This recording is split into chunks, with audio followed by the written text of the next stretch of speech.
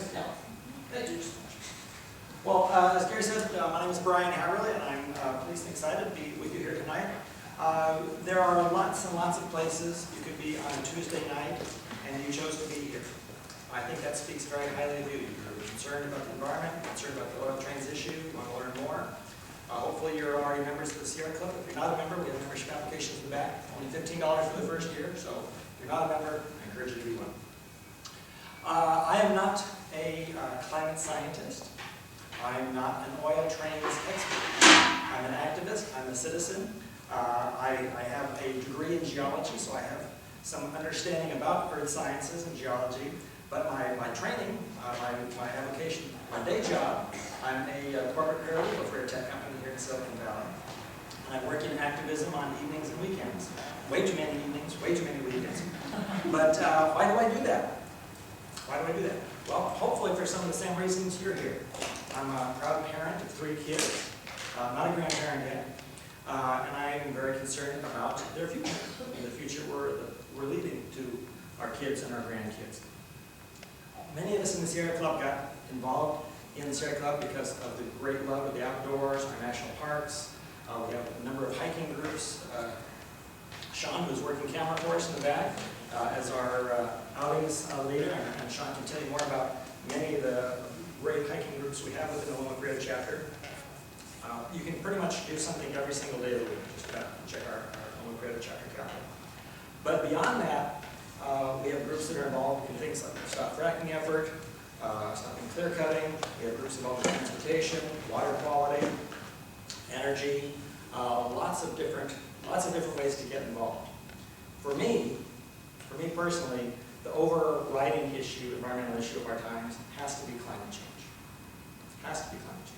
It doesn't matter if we save the polar bears, if we save other endangered species, if we don't have a planet for them to live on. So that's why pretty much the last 4 or 5 years of my environmental efforts, I've really been involved with climate change issues. I'm very active with this, as Gary mentioned, with 350.org's local affiliate, 350 Silicon Valley. I serve on their board as well. And the oil trains issue came to our attention on a couple of fronts. Hopefully you've all heard the news just this last week. President Obama finally rejected the Keystone XL pipeline. Round of applause.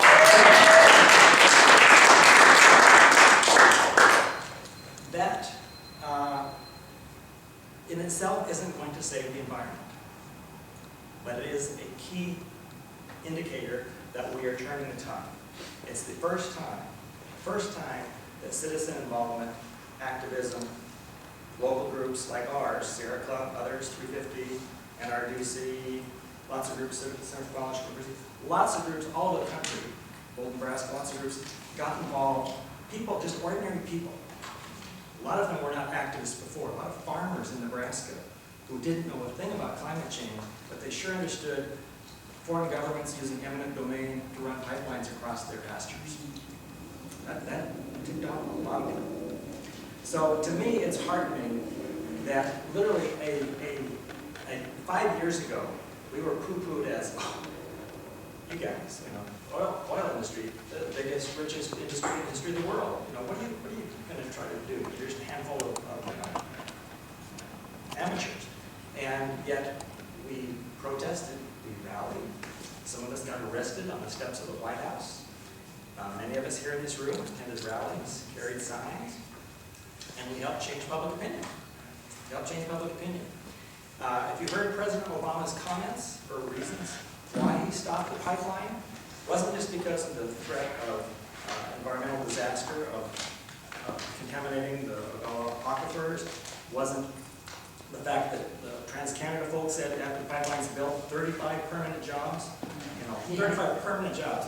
So the Republicans claim, oh, it's going to create thousands of jobs. So that was obviously poo-poo. The idea that we're going to have all this energy independence, well, the oil from the Keystone was going to be shipped overseas, not largely used here in the United States. So all those arguments were long been discredited. So President Obama recognized climate change. Climate change is one of the key reasons for defeating the Keystone Pipeline. What does that have to do with our talk tonight? Well, the good folks in Canada that are trying to promote the tar sands and seeing most of their investors pull out, thankfully, they have few places they can refine tar sands. It's thick, sludgy bitumen. It's not nice, light West Texas Intermediate crude that you can just pump through pipelines and move easily. It's called tar sands for a reason. They have to dilute it, kind of do pre-process it to even get it viscous enough to pump. They have to heat it with methane to get it again, to get it liquid enough to move into tank cars. Well, where do they want to refine it? Well, one of the places is on the California Central Coast. Phillips 66, now known as ConocoPhillips, has a refinery in San Luis Obispo County, in the Polo Dunes area, Santa Maria area, and they want to refine Alberta tar sands here in California. So they were recognizing that Keystone was not likely going to be approved. It's been pretty clear for a couple of years since the Keystone was on its deadlines.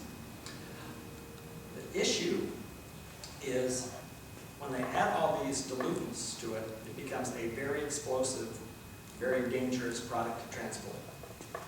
There have been numerous oil train derailments, fires, and explosions. Valarie is going to talk about some of the major ones, and we'll be showing you a video in just a little bit how dramatic that is. The good news is people are becoming educated, like yourselves. We have had tremendous success in cities, counties, school boards going on record opposing Phillips' proposal. Again, they want to ship the tar sands all the way from Alberta, Canada, through several western states, through Northern California, through Oakland, Berkeley, coming through the Iridon Station, right here in Santa Clara, on its way down to the California Central Coast. Well, we are saying no. Citizens just like you are saying no. It is, in effect, Keystone XL on rails. We don't want the Keystone in our backyard. In other places where they have challenged oil train projects, while there's federal preemption, we can't, as the city, we can't stop it. But as far as the terminal end of it, at least, there have been some great successes along the way. The interesting thing, and that's what most of us don't understand, if the city doesn't want something to pass through, say, stop, we don't want to take your noxious whatever it is. We have no say in that. They're federal rails, so we can't stop. We've had some great local leaders. Clara, city councilman from San Jose, was one of the early opponents. He stood alongside with members of us protesting the proposal. More recently, we have the entire Santa Clara Board of Supervisors that have written letters in opposition. We've had about 20 cities and counties that have written letters in opposition to the proposal. The city of San Luis Obispo has written a letter to the county of San Luis Obispo saying, we don't want this coming through the city of San Luis Obispo. But the decision, the ultimate decision, if whether Phillips gets to go ahead or not, is going to be made by a 5-person county board of supervisors in San Luis Obispo County. It's rural, it's largely agricultural, they're more conservative than the city of San Luis Obispo. So it's fascinating. Santa Barbara has opposed it, many cities up and down the state have opposed it, and Valarie can speak more to that. But it's fascinating that this project, I don't know how many states it winds through, 5, 6 states, in multiple counties here in California, multiple cities in California. We've had several school districts oppose it. It all comes down to a relatively small county board of supervisors whether we can stop Alberta tar sands from being refined. Isn't that fascinating? So, I'm going to show you 2 brief videos before we get Valarie up here, and then I'm going to come up and speak in just a little bit. The 2 videos I want to share with you. The first one is, again, going back to the issue of climate change and why it overrides all issues. And this is a talk by Bill McKibben of 350.org. Yeah, it's ready. Even better. All right. Let's see if we can get this to move. I wrote about three numbers in a piece last summer for Rolling Stone. It was the issue with Justin Bieber on the cover. The next day, I got a call from the editor saying, your piece gotten 10 times more likes on Facebook than Justin Bieber's. Some of that is doubtless the result of my sort of soulful stare. But mostly it's because we managed to just kind of lay out this map in a very straightforward way that people needed to understand. Shall we work through the numbers? There are three, and they're easy. The first one is 2 degrees. That's how much the world has said it would be safe to let the planet warm.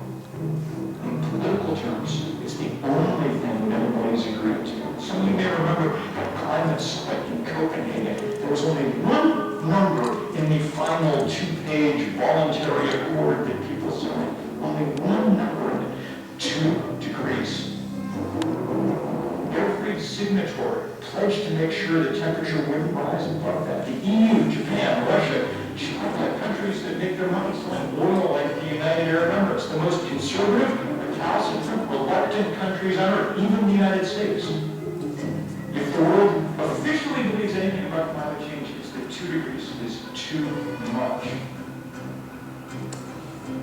Second note, scientists have calculated how much carbon we can pour into the atmosphere and have a reasonable chance of staying below 2 degrees. They say about 565 more gigatons. The gigatons of billion tons. That's not a perfect chance. That's worse odds than Russian roulette, you know. It sounds like it should be a lot. It is a lot. 565 billion tons of CO2. The problem is we pour 30 billion tons a year, and now it goes up 3% a year. Do the math, and it's about 15 years before we go past that threshold. So that's sobering news. But the scary number is the third number. The third number was the important one in the new one, and it came from a team of financial analysts in the United Kingdom. And what they did was sit down with all the annual reports and SEC filings and things, and figure out how much carbon the world's fossil fuel industry, how much they had already in their reserves. And that number turned out to be 2,795 gigatons worth of carbon. 5 times as much as the most conservative governments on earth think would be safe to pour into the atmosphere. It's not even close. I mean, it's 5 times more. And once you know that number, then you understand the essence of this problem.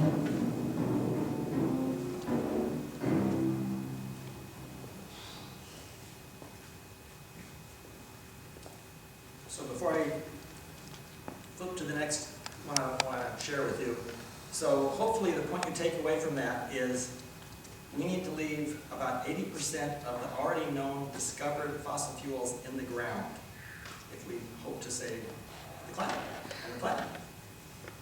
So what does that mean? It means literally we need to be engaged in a man to the moon or World War II Marshall Plan type effort to make a rapid transition to clean, renewable energy. We don't have 50 years to wait. We don't have 30 years to wait. We've got about a 10 to 15 year window. If you read, if you're on our Sierra Club Facebook group, and hopefully you are, even as a lurker, if you're not often a Facebook poster, there's a report out just this week. We think we've already baked in more than a degree Celsius, or about 1.8 degrees Fahrenheit of that 2 degrees that the climate scientists tell us we must not pass. So that's pretty somber news. Pretty somber news. It means we need to get busy. The other piece, too, about that leaving fossil fuels in the ground, that is really why we are arguing for no more fossil fuel infrastructure. Whether you think that tar sands is a good thing or a bad thing, or fracking is a good thing or a bad thing, we are saying we should not be committing ourselves to 30, 50 years for fossil fuels. We need to stop building more fossil fuel infrastructure. We need to quit building LNG plants to ship natural gas overseas. We need to start building more solar panels, more wind turbines, more geothermal, more tidal power where it makes sense, clean and renewable energy resources we're advocating. All right. Next slide. So some of you, probably you think of climate change and you think it's 20 years away or 50 years away, and you hear of sea level rise and some of those things. A lot of the satellite photos don't really do justice to just how fast our planet is changing, how fast it is changing.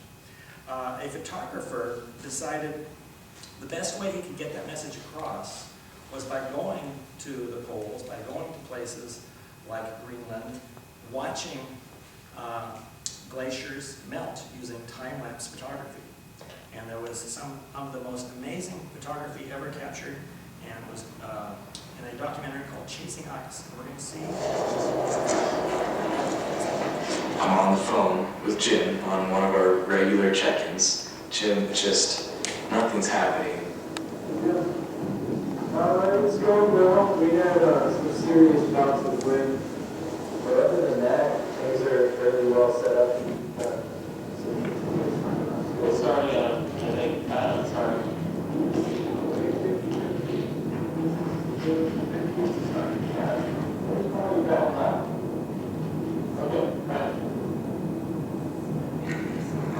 Yeah, that D section right there.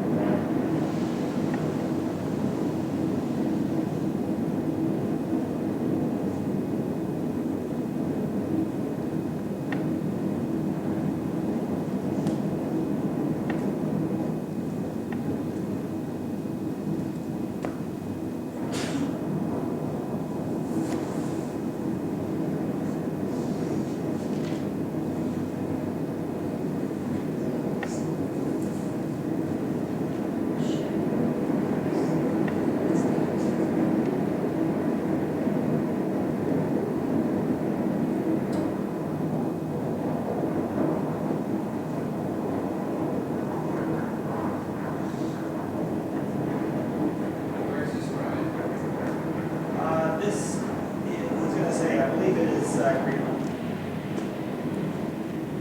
I should know. The cabin face is 300, sometimes 400 feet tall. Pieces of ice were shooting up out of the ocean at 600 feet and then falling.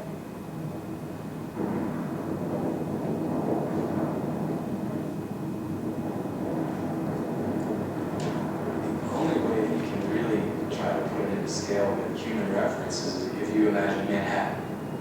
And all of a sudden, all of those buildings just start to rumble and quake and peel off and just fall over, and roll around.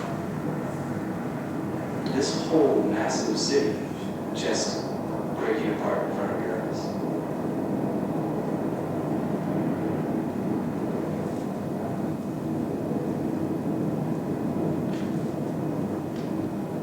We're just observers, these two little dots on the side of the mountain. We watched and recorded the largest witness calving event ever caught on tape. So how big was this calving event that we just looked at? We'll resort to some illustrations again to give you a sense of scale. It's as if the entire lower tip of Manhattan broke off, except that the thickness, the height of it, is equivalent to buildings that are 2.5 or 3 times higher than they are.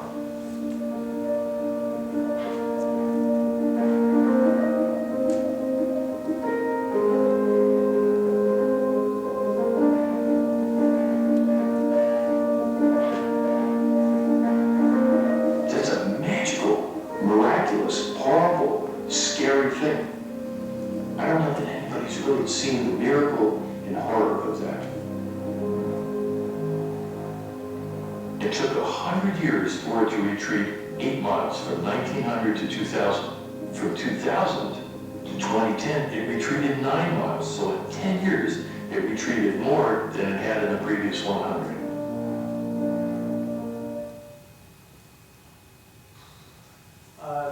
I believe that entire video is available free on YouTube now. It's about 40 minutes long, and again, it's sobering, but it really is some spectacular photography.